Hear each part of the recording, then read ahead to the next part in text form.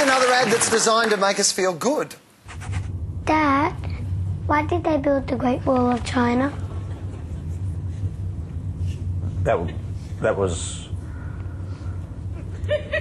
during the time of Emperor Nazi Goring, and it was to keep the rabbits out. Too many rabbits in China. Oh, isn't that cute? His dad's an idiot. There is actually a fascinating story behind that ad, but before I tell it, Todd, I want to ask, like, before you go into a big campaign like this, how much, like, consumer research do you do? Like, I'm a 34-year-old white urban-dwelling male. How much do you know about me? It's a good question, and this category is researched to the nth degree. But Telstra, because this is a Telstra is taking it to a completely different level. So they conducted this segmentation study. They used, it's probably the largest ever conducted in Australia, 90,000 people. So they've gone around and they've talked to 90,000 people, and they've grouped these people into segments. So like you, single male with 3 cats at home, they've grouped them. They've grouped them into segments. And that segment is guy who'll never get a girlfriend. Yeah. They've got a phone for you.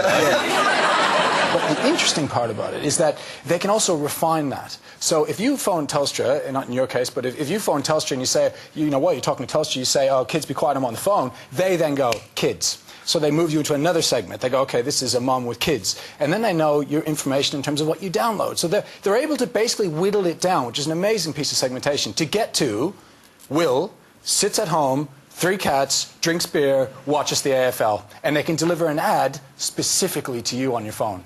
It's amazing. Oh, I think what they're doing is, whoa. By the way, if there is anyone from Telstra watching, all those things I downloaded were for research purposes. It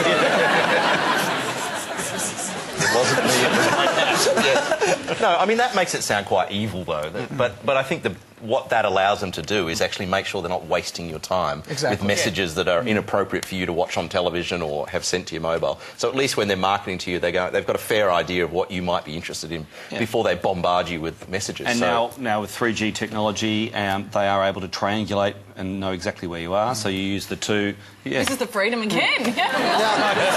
I need to point out that most of you seem to be very complimentary about Telstra. Neither of you work for them, do you?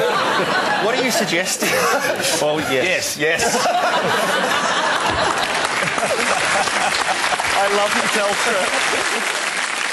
The ad looks sweet and funny, but the agency that made it told us their starting point was to research a list of things we worry about. From that list, they chose the idea that your bad parenting will leave your kids behind in life. Matt, of the various emotions that you can go for, you know, whether it be, you know, passion or happiness or, you know, love or fear, which one's the most powerful? Fear is awesome.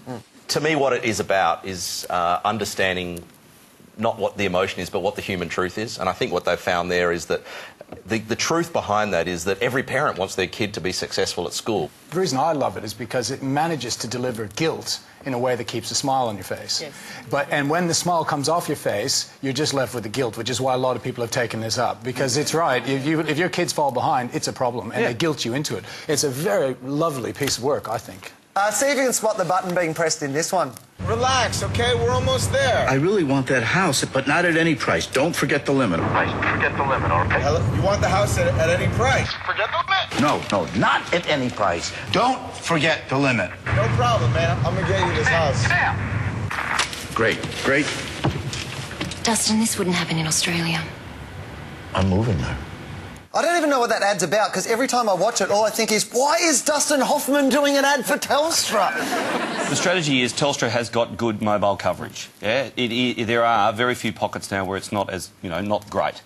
So many of those are between my bathroom and my kitchen. Okay.